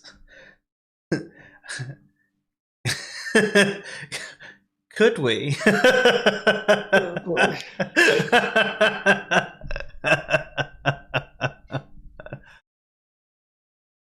Obviously, I still think that there is a genuine harm being done there. I don't necessarily agree with killing people, especially in the real world, but you can understand how certain justifications like that are made. Yeah, you can understand that. I do think that there is sort of a case to be made, as I sort of suggested before, that even if you subscribe to this view, you can sort of say that certain things are still bad. But it gets a lot harder to sort of find, like, it's very easy to sort of corner you, I suppose, with these sort of extreme examples that admittedly are very unlikely to occur, right? So sort of from a practical perspective, you probably still have very good grounds to stand on to say that, no, you shouldn't do any of this, right? It's still immoral. But there are sort of hypothetical scenarios that are a bit sort of actually strongly counterintuitive, and I think lead you to wrong conclusions. So I think the Epicurean view of death is not probably entirely correct, although I think that we can learn a lot from it, and I do think that it has sort of some great intuitions that I do share, although not entirely. I think it's one of those views that gets something right, but doesn't get the whole picture. Yeah, I agree. I am thinking about it. I'm stuck on my previous question. Could we say under certain forms of utilitarianism that you would be causing greater pleasure through your calculation, through your by killing someone who causes others suffering? Do you watch Dexter? Yes. Or did you ever watch the original series of Dexter? I didn't watch season 7, and I am tempted to watch season 7 now. Season 8 is out, so. But it got to a point where it's too unrealistic. But the first sort of like 3-4 seasons were amazing. The first 3 or 4 seasons, yeah. I mean, Dexter suffered no psychological harm from what he was doing, and to some extent, he got a bit of pleasure out of it. And he was only killing people that kind of deserved to die. And he would medicate them first so that they didn't actually feel pain, was what he was doing wrong. Yeah. You rooted for him. You rooted for him, though, didn't you? You rooted for him. When later on, when he started killing good people or people that found out for him, you definitely say that was 100% wrong. But some of the people who slipped through the cracks and were going to go on and do more harm to others, the legal system had failed. There's no way to get justice in that I can see an argument. I'd say it's almost a problem of dirty hands. You know, he's doing something Doing wrong immoral. to do right. Yeah. So yes, what he's doing is wrong, but does it do right overall? Given the parameters that we are given within the first few seasons, yes. As it went on, much less so. Yeah, I mean, does a serial killer that only targets serial killers, is he doing wrong? I would say yes, because he's harming others, but he's also reducing the amount of harm. In the Yeah, world, look, yeah. I think you can run the same argument. I think you can run the same argument, Dave, that you mentioned before, which I think is very effective, right? And it's about alternatives. Yeah. Right. If there exists an alternative that sort of removes the same amount of harm or sort of close to the same amount of harm, without all of these sort of other negative consequences that you might get from this, because there are negative consequences that you might get from this, if not anything else, because, you know, judging something as moral like this has consequences, right? Then, you know, you ought to take the option that does the same but has bad consequences, right? So in that scenario, I think he was still doing something that is immoral because of the other available options. But there weren't other available options in the first few seasons, though, were there? That was the point. They'd gone through the whole legal system, and no matter what happened, these people kept on getting away with it, whether it was corrupt judges or bribes, or just, you know, that there wasn't enough evidence, or corrupt cops that got rid of the evidence, or whatever it was. There wasn't anything else that could necessarily be done from a legal perspective, and this is why I think it's a problem of dirty hands, because I still think what he's doing is wrong, but he's doing the wrong thing with the best possible outcome, and it's sort of the only path. It's either he lets harm continue to others, or he does this harm, and there's still this harm being done, and then there isn't harm done to others. And if that's your two options, I think that you can actually say you've got a genuine problem of dirty hands there. And I would agree, but at the same time, like, there's still distinctions in how you want to remove harm, right? Like, you can play vigilante in different ways, in a sense, right? You can go around killing people directly, or you can sort of, I don't know, if you don't want to arrest them because you don't trust the legal system, you could still, I don't know, set them up. Yeah, or put them in a cell somewhere that you're running or whatever, right? Like, there are many ways to deal with this. I don't know. So putting them in a cell, I'd say, is possibly worse. You know, I'd say putting them in a cell, like solitary confinement for the rest of their lives, probably worse than killing them. But setting them up, I mean, depending if you could on how do you it, think, I mean, you wouldn't presumably argue for the death as capital punishment, right? No, of course not. Yeah, so I guess you. But do I also see wouldn't. that, I wouldn't I say solitary confinement. I think the prison system. No, but I didn't talk about solitary confinement either, right? Oh, like, you said put them in a cell that you have. If it's your cell that you have, and it's not the prison system, because they're not going to be going into it, I can imagine there aren't going to be many people in this cell. Or it's going to be an incredibly overcrowded cell. Of that are not being really defined, right? Like, you can organize it however you want. You could even organize it in the same way as the prison system. I would imagine you would need more people, right? But if you wanted to, right, I didn't.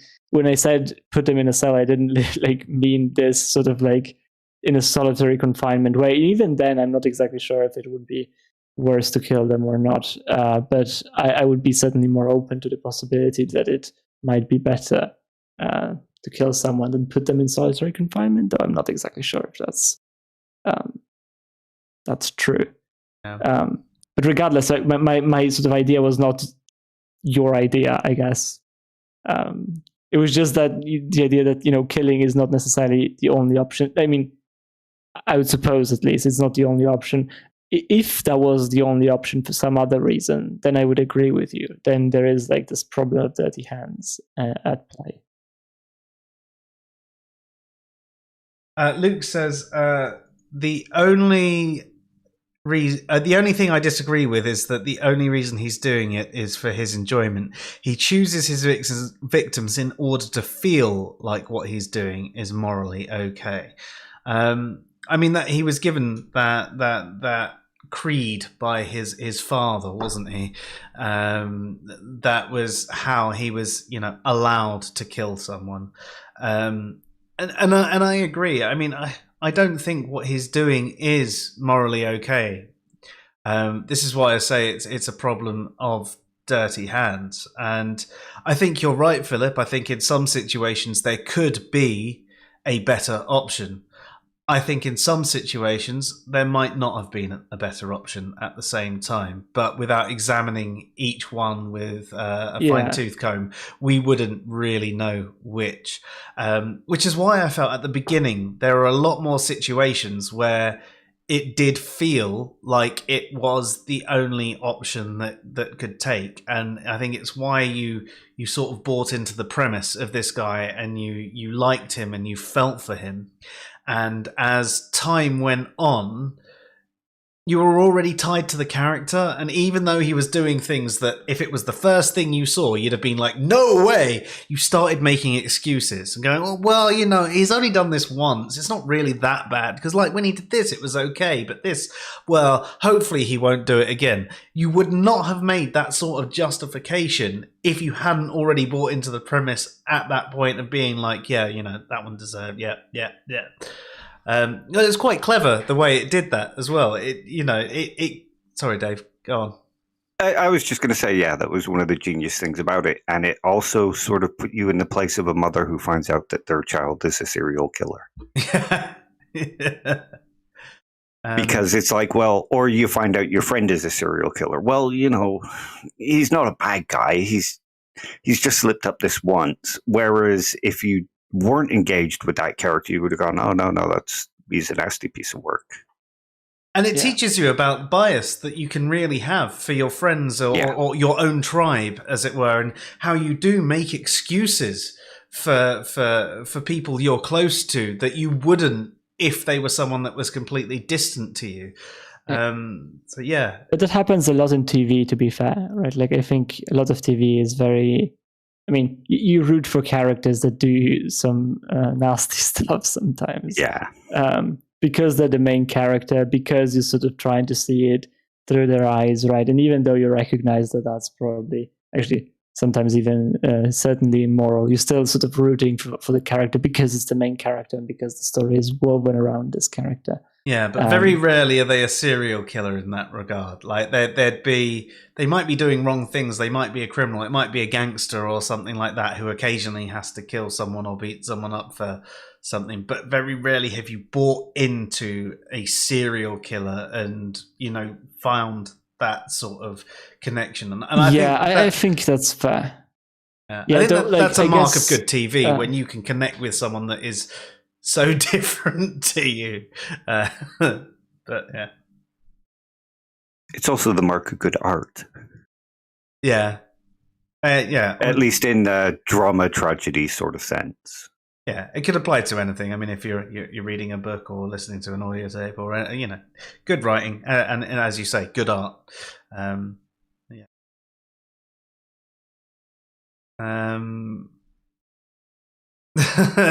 says Anakin Skywalker. No, do you know what? No one identified with him because he was a whiny little bitch that got upset and just went and killed a load of kids. See, they should have built up to it a bit better. Everybody buy into the character and then have a psychotic break. We'd have been like, oh my God. We've got to really understand him. But no, he did that and we were like, fuck him, kill him. Everyone, just kill him. And knowing full well they weren't going to for another 3 movies. Yeah, it was very abrupt, right? That was the problem of that. There was no sort of it seemed completely random, and so nobody cared. Oh dear. So, from a moral perspective, then I think that we can say that it depends. Like we said earlier about the the judgment on whether death causes harm or not. We, but at least in an experiential way, or could it be an improvement? We could also say the same thing from a moral perspective, that death could be immoral, but maybe not. And we could possibly say causing someone death is permissible, not necessarily morally permissible. I mean, it is permissible in some settings, right? We would all agree that in self-defense it's permissible, right? In some certain kinds of war. Yeah. So there are certain scenarios where it's permissible, but I don't know. But like, I guess it really depends on the scenario, when it's permissible, when it's not. I don't think it's the death itself that is moral or immoral, though. It's the actions that bring about the death. Like if somebody died of natural causes, you wouldn't say that was immoral, that he was unless you T-jump. Yeah. let's not talk about that. Yeah, right. That's dying of natural causes is no more immoral than an avalanche killing you. Yeah, but that's also immoral. Yeah, we got avalanches. Yeah, let's not talk about that. Yeah, let's not talk about that one. Yeah. Yeah. Sorry, I can't help but enjoy that in some way, shape, or form. So I always bring it back to that. Sorry. So do you think there's much more that we need to consider about the Epicurean view on death? No, I think there's been some pretty good discussion, and it's brought about some different ideas on how to look at it and the difference between suffering and harm, I guess. Yes. Yeah, that's also a very interesting one. Avalanches are definitely atheists as well, yeah. Yeah. Is that Luke? Oh, no. No, that was Paul. Yeah. Yes. Yeah. Both as an entity, and they are composed of other atheists as well. So a multi-atheist. Yeah. On different levels. What's the phrase? Turtles all the way down? Well, in this case, it's atheists all the way down. Yep. Well, turtles would be atheists as well. So yeah, they would. Yeah. Have you asked them? Yeah. Well, they're not capable of holding the belief, so therefore, under Ra's definition, I mean, maybe they are capable of. Yeah. Yeah. Maybe it just takes them so long to say yes that you're dead by the time they answer. Because they're a bit slow. They are. Yeah, they are. Could be. But no, avalanches are not atheists. Yeah. God. Cool. Sorry, my head's exploding with that argument again. I really want to avoid the whole rocks are atheist thing. It's funny when people bring it up on our stream, because obviously they're all of the same opinion to us, that it's an incredibly ridiculous argument. But after I get over the funny side of it from someone saying it, it then puts me back into it's almost like PTSD, man. It's not. It's nowhere near as bad as PTSD. I apologize if that was insensitive to anyone out there who does actually suffer with PTSD. I'm just saying that I am slightly traumatized by Aaron Ra's terrible takes. But yes, so yeah, I think there has been a lot of interesting conversation tonight. It's fun to think about things in different ways and almost go over yourself and actually look at the situation and go, well, yeah, it'd be wrong in this way, and then you compare it to this, which you then realize is the same, and you're saying no over here and yes over here, and okay, there's some inconsistency between what we're saying here. So what's the difference between the two situations? There's no difference, right? So it's actually a contradiction, or no, this is the single difference between the two, so we can't, It's why I enjoy these sorts of conversations that we have here. And so thank you both very much for tonight. And thank you both for suggesting the conversation as well at different times. It's what I love, yeah. If anyone wants to look deeper into it, I would suggest looking up Jeff McMahon's stuff, Shelley Kagan, Thomas Nagel, and Don Marquis. Awesome. I'd say that we're going to put it in the comments for you, but it won't happen because we always forget. But yes, and thank you everybody who joined us, especially those who joined in the chat and asked some questions. I do apologize if I didn't get to all of them. And thank you very much to everybody who has checked this out on the rerun or on a podcast or something like that. Don't forget, tomorrow at 7:30 p.m. GMT, 2:30 p.m. Eastern American time, Luke, as in Bearded Heretic, will be doing a video on his channel, and I think he's having a conversation about scientism, and Philip has been dragged into being on that one, and I know you all love Philip, so make sure you go and support him. And also, if Philip doesn't turn up, you've got to give him hell for at least 2 weeks. Yeah, exactly. I've locked myself up. We're also going to be doing a stream on the Raven's Paradox. That's going to be Thursday about 9 p.m. GMT. And basically, we're going to be talking about how I've got a red shirt on.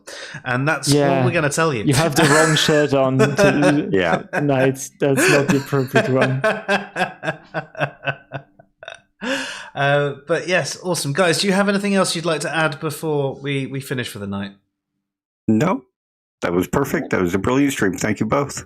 Awesome. Yeah, but we should definitely sort of follow up with certain things that we touched on tonight, I think. Oh, yeah. So I think it would be very interesting to talk about antinatalism and stuff like that. Definitely. I mean, they're always interesting topics, and I know we love going over them and getting far too deep. And I know sometimes that other people don't like taking things quite as deep as we do, but I'm up for it. All you need to do is add them to our ClickUp, don't you? So there. Yeah. So from now on, you won't forget to put in the references that Dave mentions. I'll just assign it to Dave. It's all going to go on to Dave. It's all his problem now. I already get enough homework. You're on like a 3-month break, aren't you? Yeah. You're depriving me of future goods by making me do these things because I could be watching television instead. You can watch television at the same time. You've got a laptop. No, I haven't got that kind of focus. Awesome. Okay, anyway, as I said, thank you guys for being here. I've really enjoyed the conversation. You've been watching the Fresh Air Sci-Fi show. I'm Joe. I'm Epicurus. And I'm Philip. Have a good night, all. Good night, everyone. Good night.